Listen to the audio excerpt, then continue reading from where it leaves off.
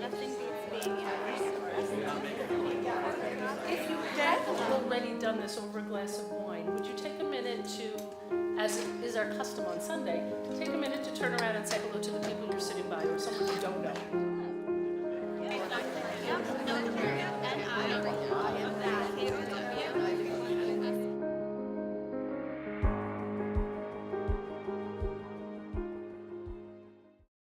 Before fleeing to Los Angeles when he was 9.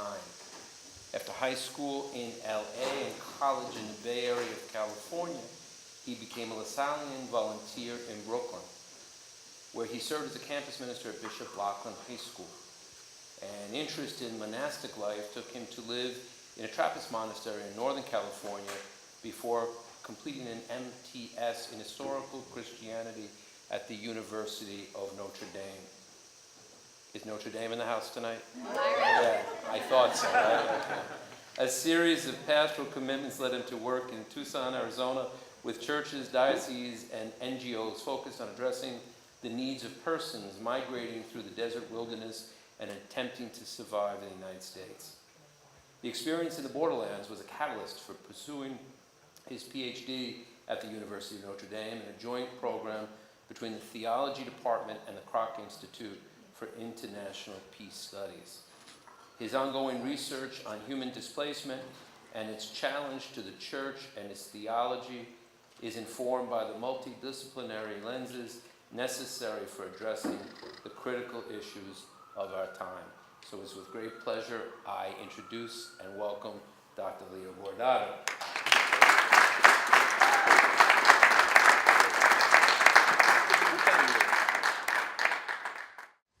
Well, thanks for having me.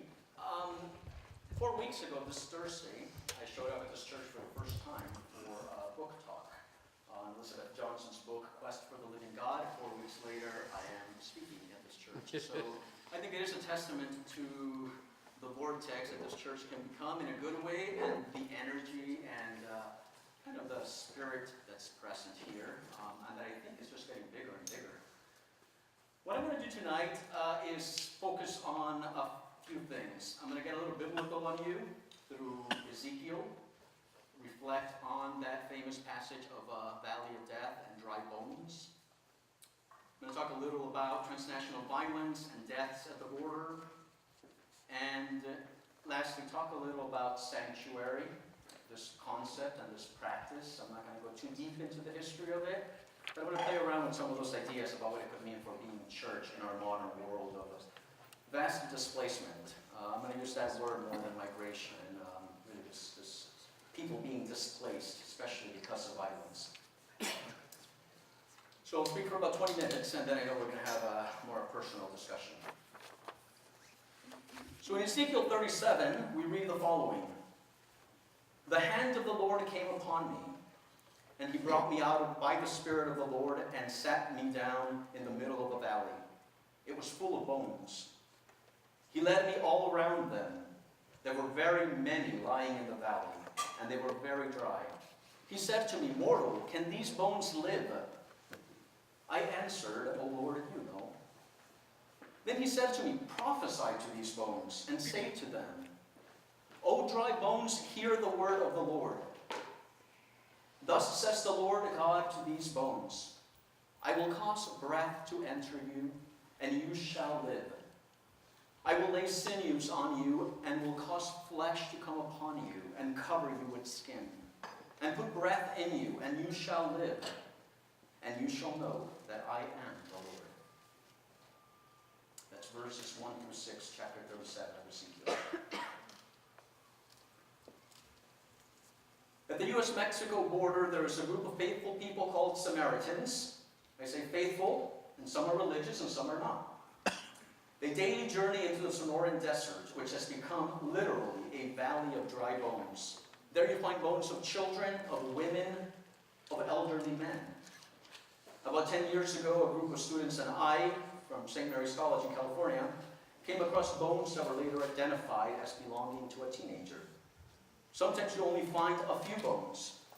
For coyotes, the animal kind, and other wild beasts have already been at the scene of death.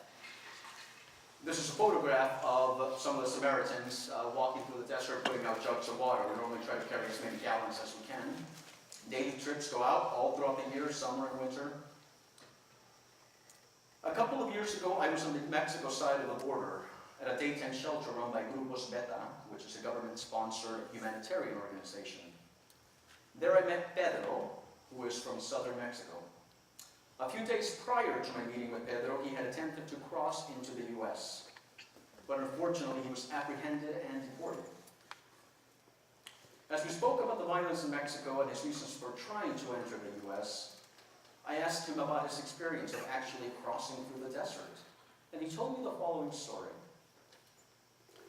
As he was walking alone through the desert, alone because he had made this trip before, and because he couldn't afford a coyote, not the animal kind, but the kind that could help him cross over, he saw a young man lying under a mesquite tree where it was a little shady, and Pedro went over. He sat there for a few minutes to rest. As he sat, he said hola to the younger man, the teenager that was there. But since this young man did not respond, Pedro just sat there quietly, assuming he was asleep. After a few minutes had passed, Pedro told him they should probably get going and nudged him to wake him up, only to realize that the young man was already dead. Terrorized, Pedro got up quickly and kept walking. Later that day, he came across a second body, a man, bloated from the heat, decomposing with a stench that filled the air. Not far from there, he encountered the remains of a third person who was only bones, already past the decomposition. As Pedro and I sat quietly, now surrounded by the presence of these three desconocidos, unknown persons, Pedro added, being so close to death, it does something to you. We must ask ourselves, if the lives of these people who died in the desert, in the borders between Mexico and the U.S., if their deaths truly touch us, if their deaths do something for us. Let me just show you a couple more pictures of Samaritans before I continue. So we just walk through alleys, again carrying water and food packets that we put in 5-gallon containers if it's a specific station. Otherwise, we just try to kind of cover them with rocks a bit, but it's in path where migrants walk, so we tend to come across them. Border Patrol often checks in on us to make sure that we're not a group trying to cross, even though we're normally going in the other direction. This is with a group of students from Notre Dame, actually. On the right side, you see the wall extending. So this is in southern Arizona, Nogales area.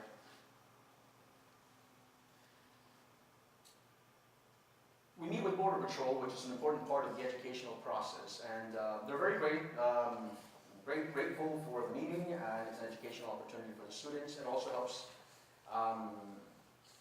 prevent the demonization of Border Patrol and create a healthier relationship with them. Unfortunately, there are some things in their gift shop that I find absolutely offensive, like crushing the American dream and then a skull. I think they do a necessary job in some ways. I don't think there's any room for such items. So, just today there was an article on the Tucson Sentinel, a newspaper, about a man who has now put up 900 crosses throughout the desert, commemorating the sites where remains have been found. So this is a ministry that continues, marking the sites of death. So this was having a prayer service with a group of faculty from Westmont College in California that I led. So, a valley, literally, of bones. This is at the medical examiner's office in Tucson, where we learn about the process of decomposition, the remains, what is done with the remains, how DNA is extracted from them, and then with an international database of DNA samples, we try to find family members that may be looking for them. There's an amazing organization called Colibri in Tucson that is managing this major research project. The U.S. borderlands has become the site for forensic anthropologists to come and learn the latest science and methods for identifying human remains. So people from the Middle East, from South America, from Asia are coming to the borderlands It really is a laboratory for learning. And these are students from Notre Dame. That's a medical examiner on the right with Westmont College. And that is literally what happens out of the desert. Sometimes you find people, in the process of decomposition. Places like this, still recognizable as a human. Sometimes we just find a few bones, and you don't know if it's of an animal or non-human animal, or of a human. The carpet on the shoes helps erase tracks when you're walking, so that Border Patrol may not find you as easily. So you wear rugs or other things. Okay, so let's just give you some visuals. So I talked a little about the deaths at the border. But death does not only mark the journey through the border, it is also what propels persons to leave their home. So let me provide you with a few statistics that may shine light on why people are fleeing in large numbers from El Salvador and the Central American region. In 2015, the homicide rate in El Salvador reached about 108 per 100,000 persons, making it the deadliest country in the world. These are from the UN statistics. This is more than countries in war in the Middle East. In 2016, the rates in El Salvador hovered around 81 homicides per 100,000, which is now actually the rate for Venezuela, a country that is living through its social, political, and economic collapse in many ways. And in 2017, the rates in El Salvador dropped to 61 per 100,000, and the latest ones are at 51 per 100,000. So this is good news. The past shows that this will go up and down. By comparison, of course a much larger country, but still country-to-country comparison, the average in the US homicide per 100,000 hovers a little over 5, like 5.3. So pretty stark numbers. So some of the killings taking place are the result of gang violence, which is a phenomenon whose roots go back to Los Angeles, when young men who had fled the war in the 1980s, there was a civil war in El Salvador from 80 to about 92, they were deported, these young men were deported back to the war, or right at the end of the war in the early 90s, essentially forcing them to make a living in one way or another in the midst of the rubble of the war. However, in addition to gangs, the government has now begun to engage in extrajudicial killings, or more commonly known as death squad killings, which, if you're Salvadoran, is an eerie echo to the government-run death squads that took place before and during the Civil War. Now we can say, why are government officials killing their own people? Essentially, society has become so polarized that the other, in this case the gang member other, or suspected gang member other, is dehumanized and not really seen as worthy of life or worthy of living. They're seen as a cancer that has to be eradicated from society by any means. Let me give you an example. I was there in 2015 for the beatification of Archbishop Oscar Romero, and I took the opportunity to walk around and kind of ask random questions to random people on the streets. I asked about the gang situation, la situación. In the midst of my conversation with 3 women, one of them said that she did not see a solution to the crisis unless these people were done away with. Échale fuego a las cárceles, she said, while her friends agreed. Light the jails on fire. The jails can no longer hold El Salvador's population. They are filled to capacity and have actually become a human rights scandal. So instead, the government has essentially begun to kill its young men and women, many of them simply for being suspected gang members, a designation that too often is tied to what poor neighborhood you live in. This kind of generalized violence plays out throughout the Northern Triangle in Central America, El Salvador, Honduras, Guatemala. And when you know that your life does not really count to the forces that are supposed to protect you, leaving the country is perhaps the most reasonable decision, even if it means traveling through a valley of bones and surrendering to the possibility that the journey itself will kill you. Paradoxically, not even the possibility of death can overcome the fundamental desire for life. It is no surprise that theologian John Sobrino, who has been in El Salvador for many years, although he's originally from Spain, refers to this profound longing for life as a primordial holiness or a primordial saintliness. That the poor and the displaced persons bear within them, for they reflect fundamentally a belief in the God of life who wills their life, who wants them to live. Like Ezekiel, these people searching for life, I believe, are bearers of hope who see life in a valley of dry bones.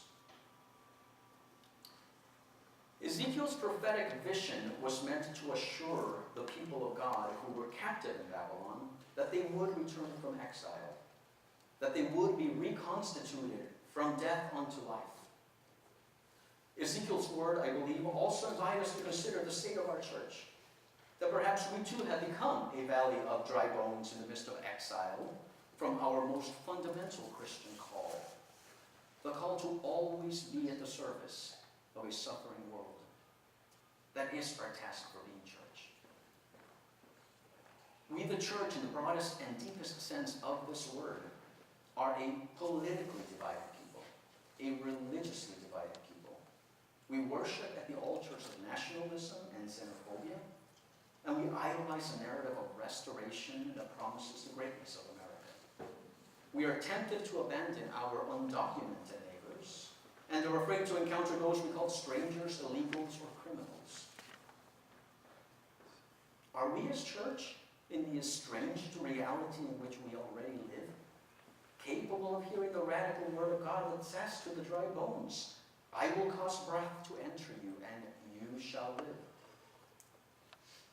Are we capable of allowing the Spirit of God to lay sinews between the dry bones of our divided churches, flesh on our sterile institutions, skin on our ecclesial body, and the vivifying breath of God upon each of us who is called to be holy?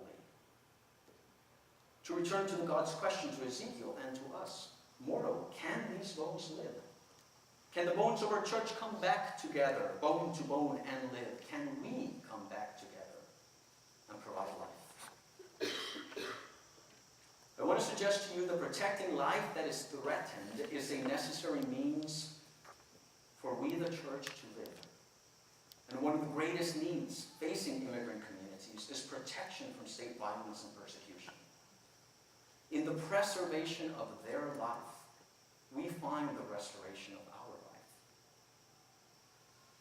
The concept that for me best captures this notion of protection is the concept of sanctuary. That we, the church, must be a living sanctuary. In a society where the poor, the immigrants, persons of color, or of a different religion are overwhelmingly criminalized and systematically persecuted, even by a democratic state, people of faith and goodwill have no choice but to resist and provide refuge in its many forms. Now, it is up to each community of faith to discern the particulars of how the Spirit of God is prophetically inviting them to make a preferential option for those persecuted in their midst. But theologically speaking, indifference is not an option. If etymologically the term sanctuary refers simultaneously to a holy place and to a place of refuge, theologically I would say that it is in providing refuge to the persecuted that the church enacts holiness in history and makes of our places and out of our communities holy places and a holy people. The term points us to a profound call and challenge for the church. Remember, church as both people of God and as an institution, to be sanctuary, a community that protects persecuted life. Vatican II's invitation to be a church in the world, a pilgrim church, or in Pope Francis's terms, a Samaritan church of missionary disciples, finds fertile ground in these times of a vast human displacement, when we must give witness of our faith in the public realm, even when our actions are categorized and misunderstood as simply political and not religious.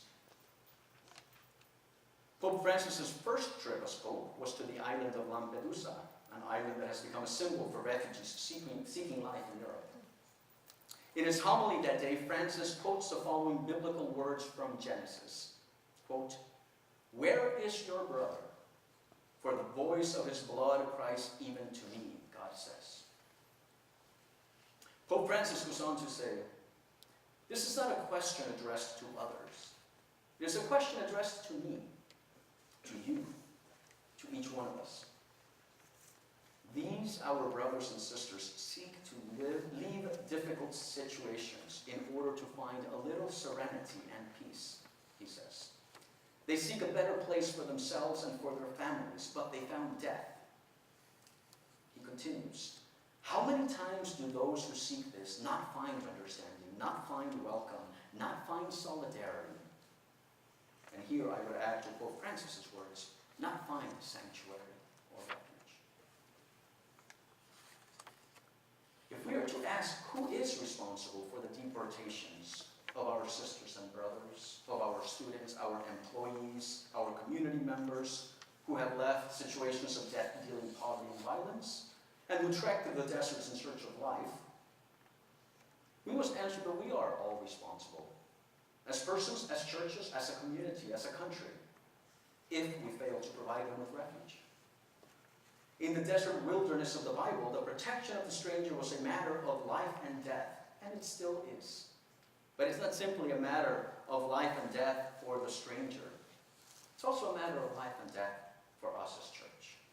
For in their salvation is our salvation. In their life, I believe, is our life.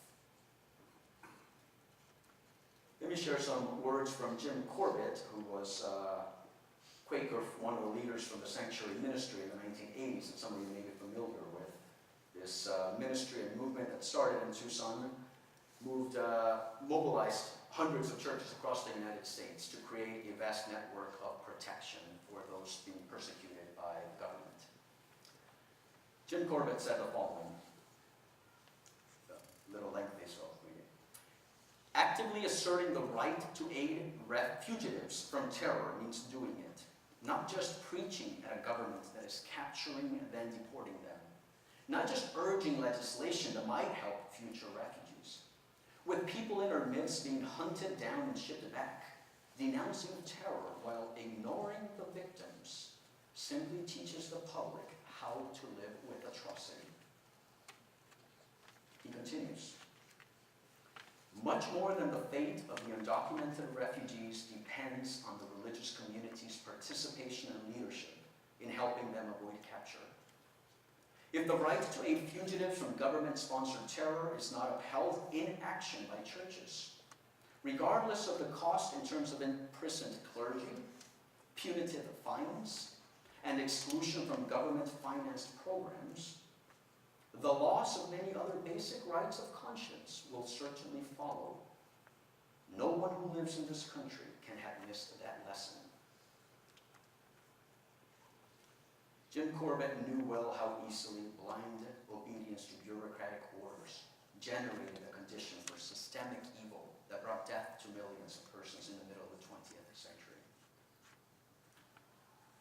In the face of the enormous challenge that is human displacement and the transnational violence that fuels it, our task as church is to continue to actively discern how the Spirit of God is becoming flesh in us, reconstituting us from dry bones into a living sanctuary, into a holy community of refuge and protection for those persecuted by death.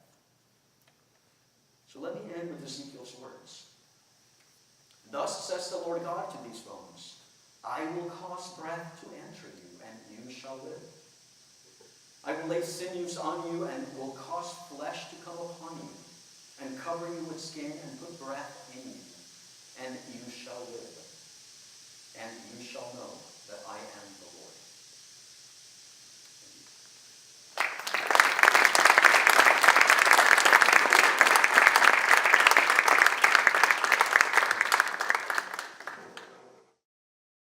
Just recently I read Pope Francis, when he was down in Central America, is speaking about the craziness of the fear of migration and migrants. You referenced one of his first acts as Pope was to go to Lampedusa.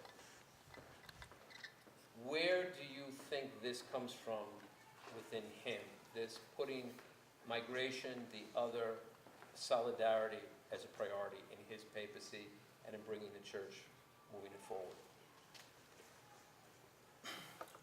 I mean, I think he's known as someone who rode buses with the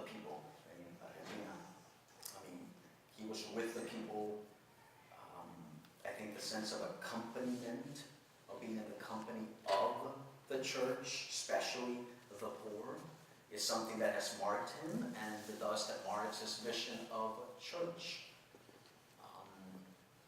This notion of being missionary disciples, of going out, of getting out of the buildings, out of the institutional understandings of church, of meeting those literally in need of water.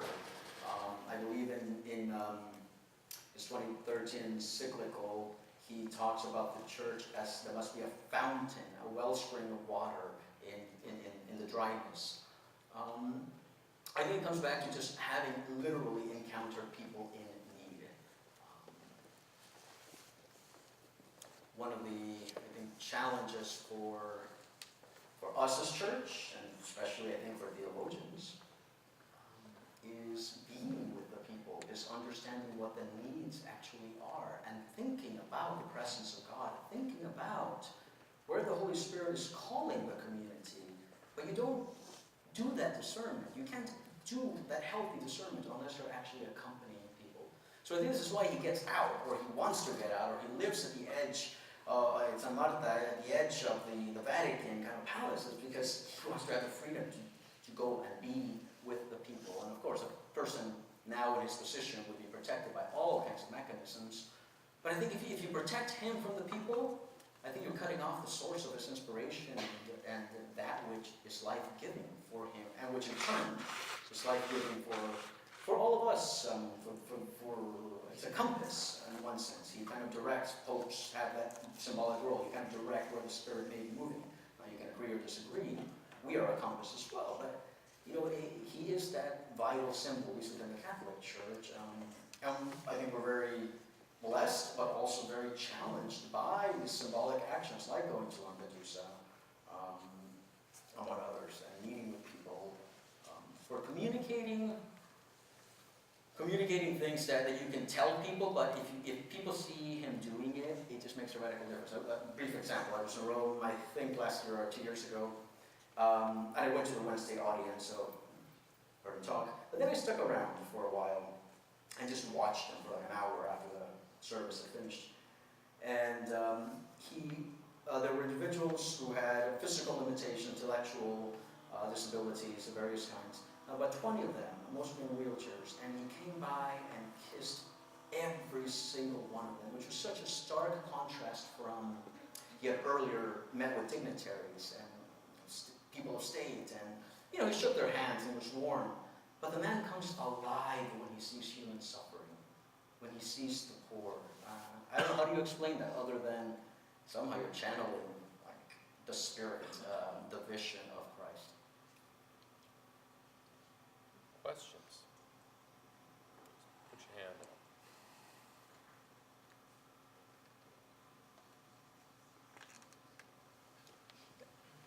Have the American bishops taken a position on the immigration issue, especially along the border there? Yes and no. It depends on what aspect of the huge issue. In speaking, so I worked with Bishop Kikanas in Tucson. I was in the kind of pastoral council for the diocese there. I asked him at one point, you know, how divided the bishops are, and something he would just kind of be privy to hearing about the divisions. But he said that probably the one issue where most bishops are united would be immigration as a whole. Now, at what level, or what does that mean, that unity or unification around immigration? I think for most of them, it would certainly be advocacy, meeting with senators, promoting the right of people to migrate, the traditional in a good way, or the teaching of the church, the Catholic social teaching on migration, is that a country has a right to protect its borders, but a more fundamental right is the right to life, and so people must be allowed to seek life. And when these two rights contradict, you know, people's right to migrate trumps the right of a country's borders. I mean, it's not never that black or white, but there is a hierarchy of rights and responsibilities. So they would all agree on that and push for the advocacy of such teachings that can influence policy, public policy. They would certainly not agree on something that I would say is perhaps more embodied, like in the case of people being literally snatched from neighborhoods seeking, let's say, physical protection within a church, and or other more creative forms of interrupting these processes of deportation. Quite the opposite, at least when it comes to sanctuary, as it's normally kind of thought of in terms of people taking temporary refuge within the church. Some bishops have written letters explicitly saying to their priests, we stand for the protection of people, we want to advocate, you are not to allow anyone to the church. Most often because of legal and financial worry, which are legitimate worries, which is why I try to emphasize every community has to remember we are a church also, and we have to discern collectively where the Spirit may be guiding each community. And so there are some bishops among them, for example, Bishop Soto of Sacramento in California. A couple of years ago he said, right when Trump was elected, if mass raids started in my diocese, he said, I am going to tell my priest to protect them in the churches. He has no qualms about saying, I am not just going to let people be deported back to the conditions in Central America. He's not the only one. In the 80s, there were a few bishops who were very public about supporting these, I would call ecclesial movements, pastoral movements, not just political or social movements. So it depends on what level of unity we're talking about in terms of response, but certainly in advocacy, less so, I would say, more creative local forms of refuge. Yeah. Thank you.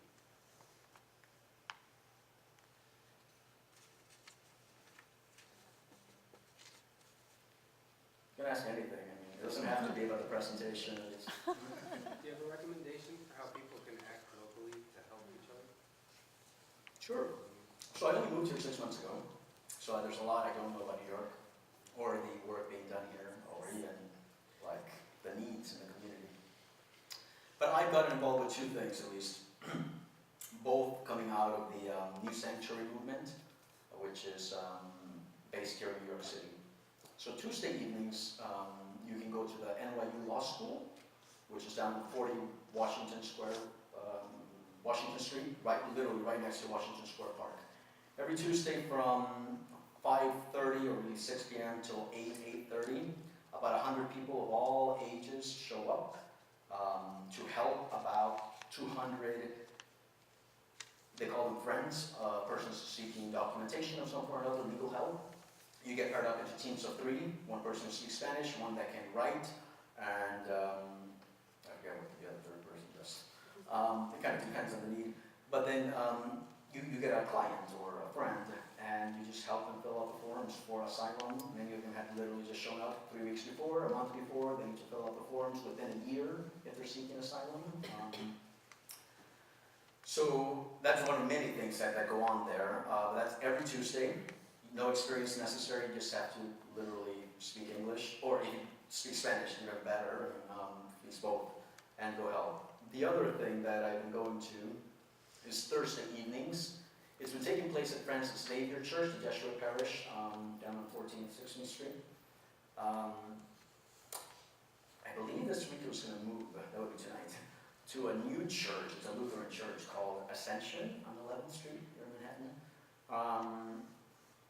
I'm not sure if the move happened this week or not, but either way I can find out. But every Thursday from 6:30 till about 8:30, U.S. citizens, anyone, gathers with friends, individuals who are documented in the city, to really kind of support each other and build each other's spirits up. You do theater of the oppressed. Get your people to say, okay, show me what victory looks like.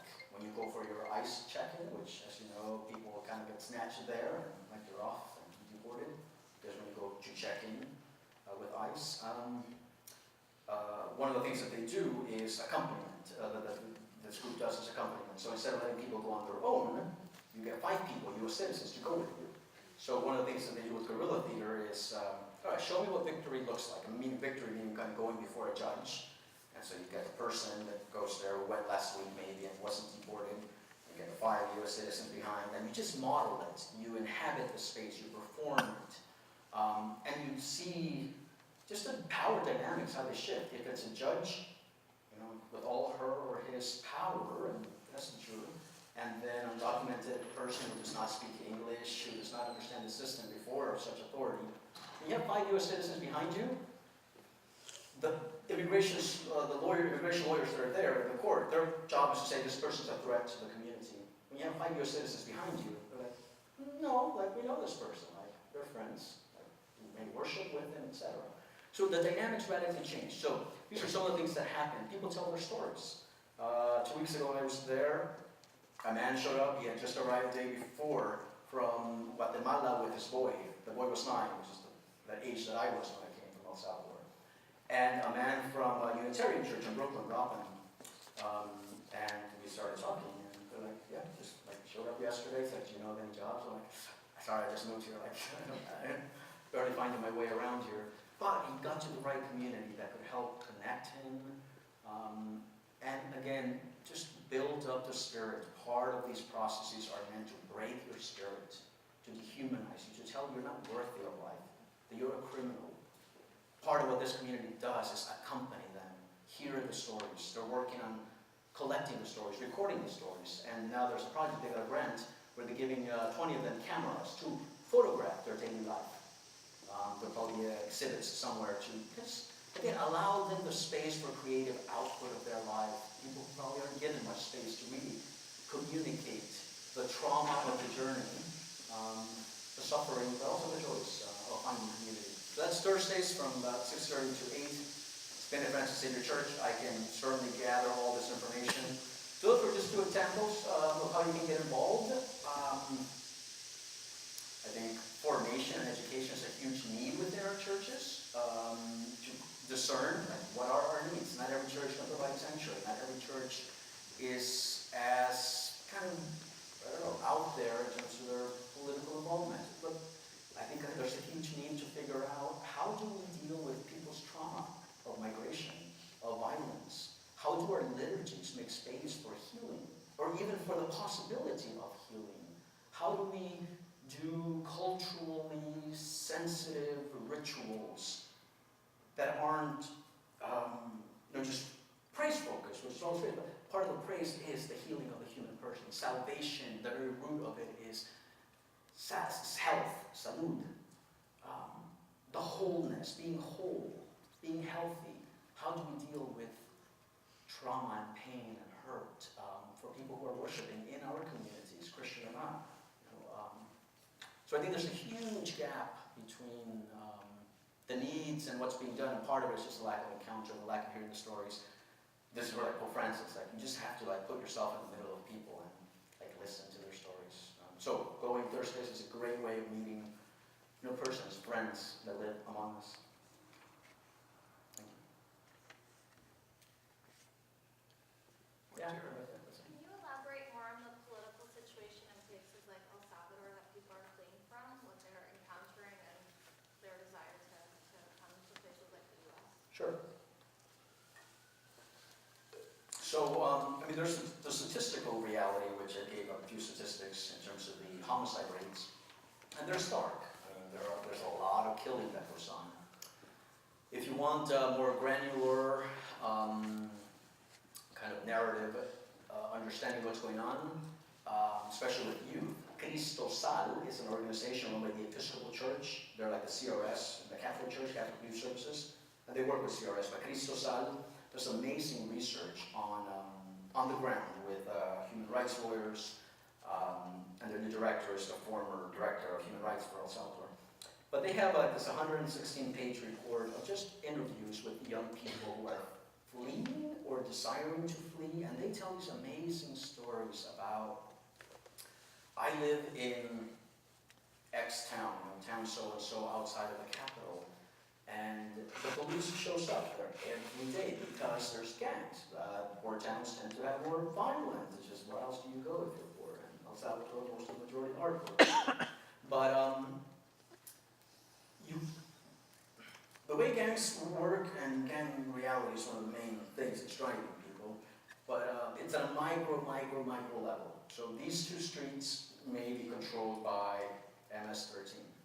The next 2 streets, or 3 streets, may be Calle 18, 18th Street. you can't, especially if you're a young male, you cannot cross those. You may have to like go around a few blocks to get to where you're going. Sometimes school children going to elementary school have to pay a tax to go to school because you're crossing other territory controlled by other gangs that may be different from where you live. And they're like, okay, you're a school kid, but you get taxed. You're a fruit vendor, you're taxed maybe 50 cents. You're a bus driver, you're taxed maybe $1 a day. What happens if you don't pay it? You get killed. So I'm from Chalatenango in the north, small rural town. We did not have gang presence till about 3 years ago. Last year, bus driver, son of my mother's friend, was killed. He just refused to pay the tax to the gangs. These gangs also pay a tax to government officials.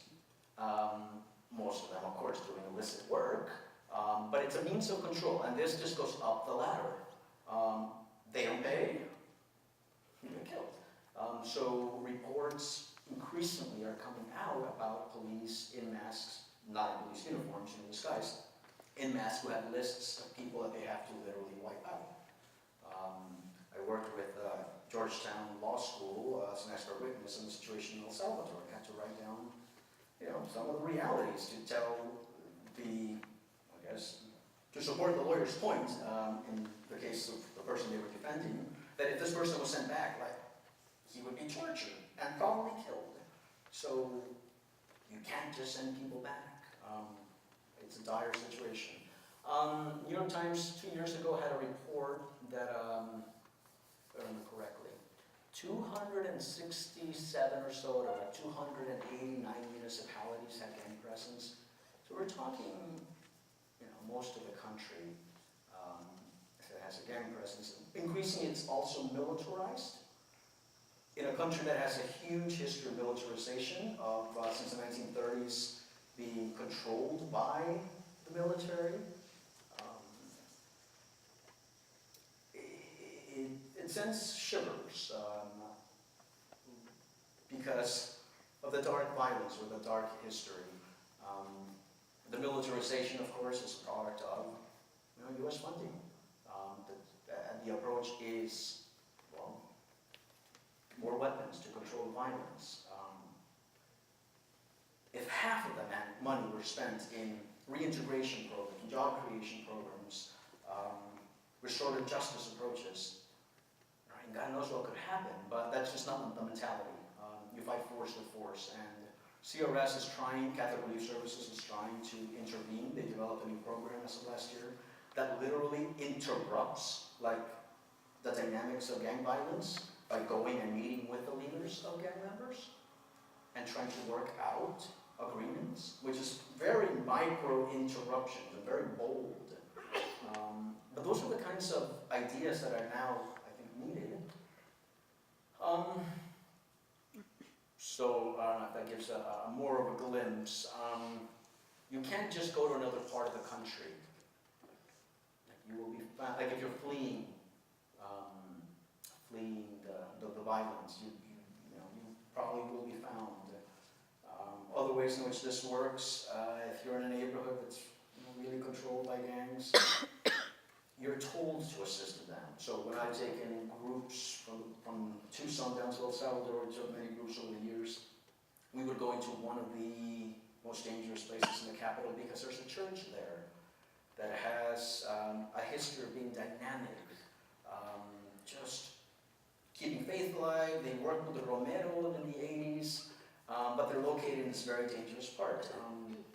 And to go there, we know that we're being watched, which is a given. You will be watched when the van enters this neighborhood. There's someone, you don't know it unless you know what to look for. There's someone who has just kind of observed you come into the neighborhood, who will call or text someone else up there. At least want to make sure, is it the cops coming? Or is it like a church group? So this kind of observation happens all the time. Went to an AIDS clinic in another neighborhood. The church, the clinic is right across from the gang leader's home.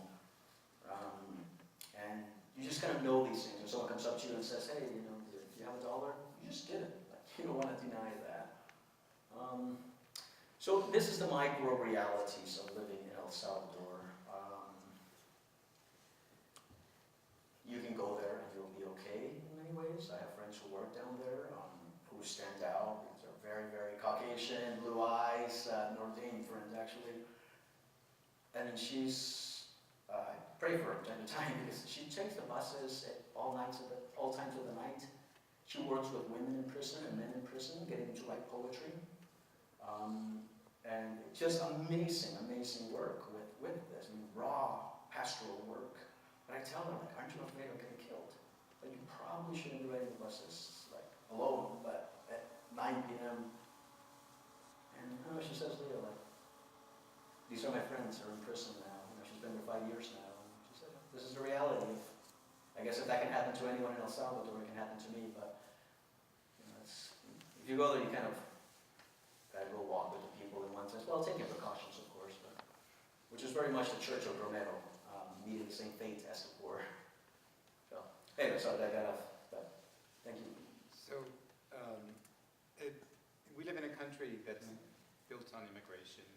I would suspect most, if not everyone in this room, has an immigrant story to tell in their family, either personally or generations past.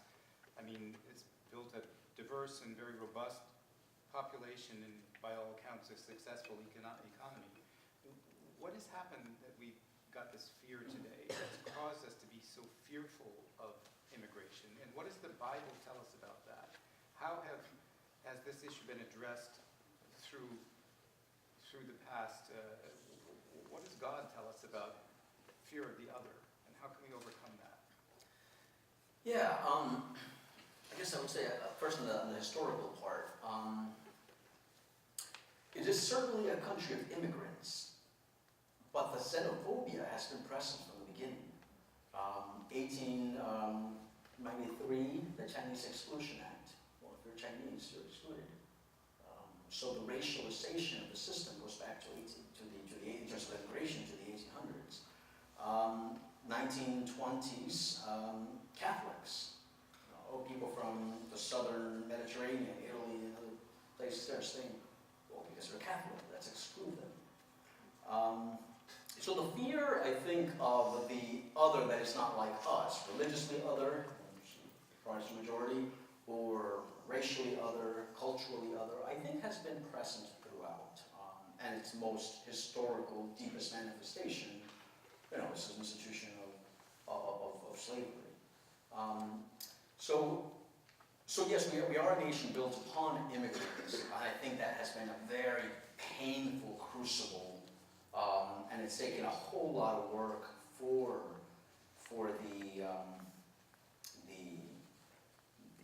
the spaces that have been allowed for people to come. And at different points it's been better than at others, of course.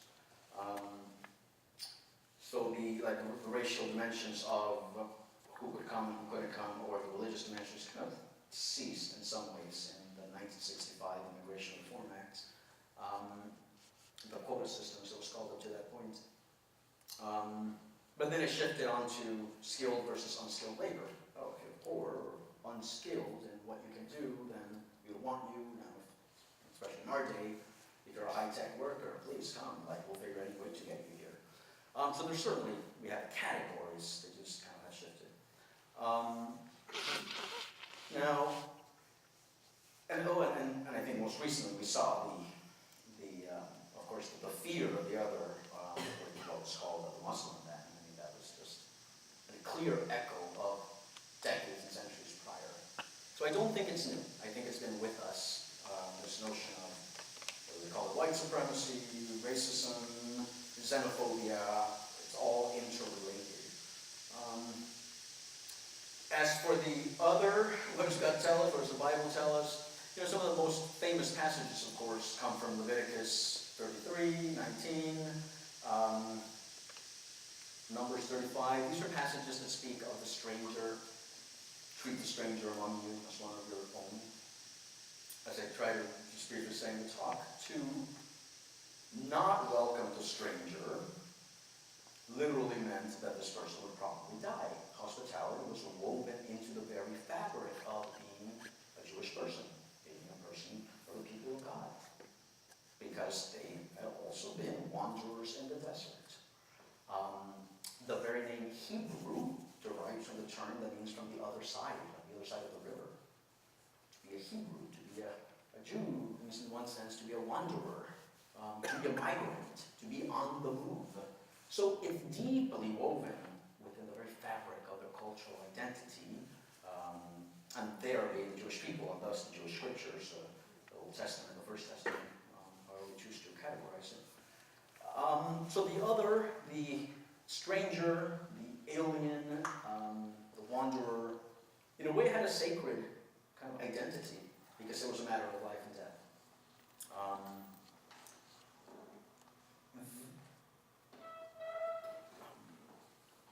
Some scholars will talk about this triad,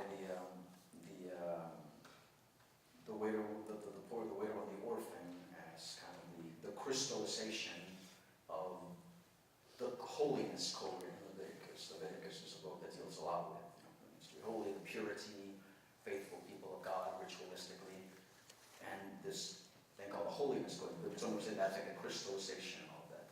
How do you treat the anomaly of God, literally the crushed, the broken down people of God, the orphans, the widows, the poor, the alien. Theologically, I think from our Christian perspective, at the core, it's a sacramental worldview, a sacramental understanding of the other. That the other literally is a manifestation. The poor other, the suffering other, the other's life is threatened, is literally a manifestation of the presence of God. That where life is threatened, if we believe in a God of life, then that is the presence of God among us, calling us. That is where God is already at work, trying to sustain that life. We would say theologically, it is our task to cooperate with God in the preservation of that life. That's faith perspective. That's a faith statement. That's a sacramental understanding of the human person, that every life is worthy of being saved. So those are some thoughts that come to mind in terms of the figure of the other, the alien, the stranger, and the notions of hospitality. Maybe just to add one more thing. In Deuteronomy, Numbers, Joshua, Exodus, we have references to what's called cities of refuge, which were, before the people entered the quote-unquote promised land, Moses, as the book goes, Moses was told to set apart 6 cities that were to be places of refuge for those that were fleeing, whose life was threatened. Some would say it was just for those who had killed another person, those who were criminals. The point being, though, that even the life of criminals, even the life of people who may have killed someone else, murdered someone else, were worthy of life. Even if it meant life in exile in these particular cities, but worthy of life nonetheless. Now, of course, one could turn to another passage where it says, well, if you kill them, kill that person. So it's not as clear cut. This is why we interpret the whole of it, and we have to make, adjudicate, well, how does this passage fit into its context, or which do we take now in this situation? Thus, the focus on, we need to continue to discern. What does it mean for us, for those of us that may be people of faith, in the Christian tradition, Jewish tradition, Muslim tradition, whatever, or just people of goodwill?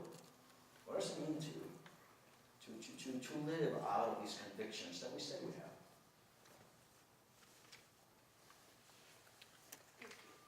So before we move on, we want to give you an opportunity to think about what you heard tonight. Just kind of check in with yourself. There was a background in our conversation or in our preparing tonight about the wall. And so we thought it would be interesting if we created our own type of wall.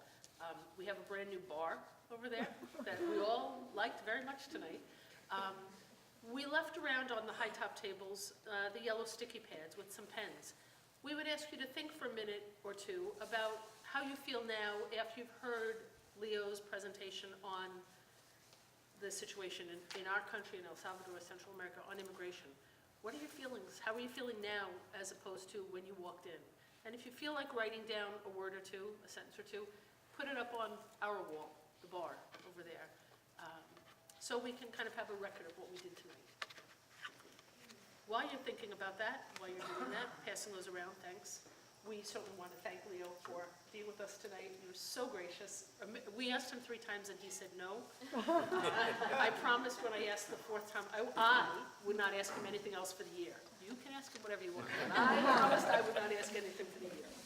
So, and to thank you, we have a bag full of St. Francis de Sales swag. Cool.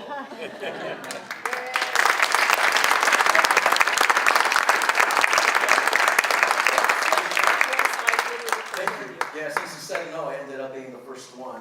Someone couldn't make, a colleague of mine before him couldn't make it after all. So there we are. That's what you got for saying no 3 times. We also need to thank Gregorio and his team, Zaraya and Melissa and Anwar, who helped tonight run so smoothly. Gregorio is, in his real life, an event planner, and so when we asked him to help us create this event, he was most gracious in saying, oh, sure. And he made everything run really smoothly tonight, from plugs to glasses to everything else. So thank you, Gregorio. And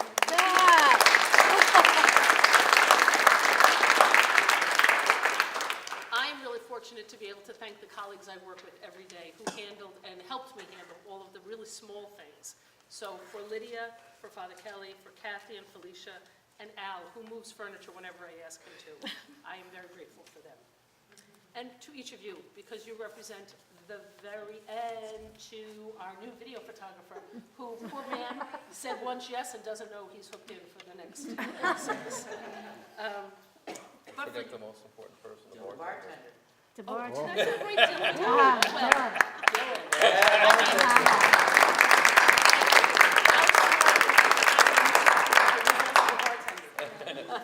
I'll be here Sunday too.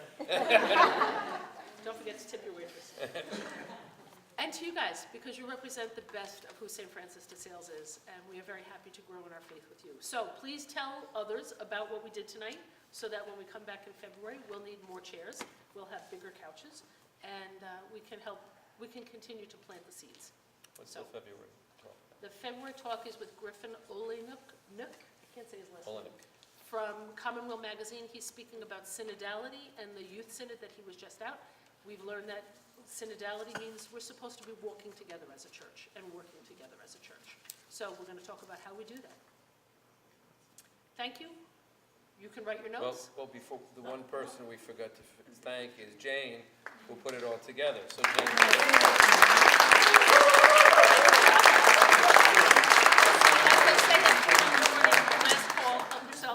Well, wait, you get the microphone, tell Oh, I would just, Lydia should announce it. I would just say, since you have a captive audience, announce the poetry night as well. I mean, might as well. So we have this great space with new furniture and Wi-Fi and sound, and things are coming together. There's a wonderful synergy here at St. Francis right now. So there's a very famous American poet who recently passed away earlier in January, Mary Oliver. So she, in her spirit, have inspired us to hold a poetry night. It's going to be here Tuesday, February 19th, 6:30. There will be wine, and we invite people to bring their favorite Mary Oliver poem, or a poem that you have written, or something that has really touched you spiritually, to come and share with the group. Bring a bottle of wine too if you want. But there will be no judgment. It will be a lot of fun.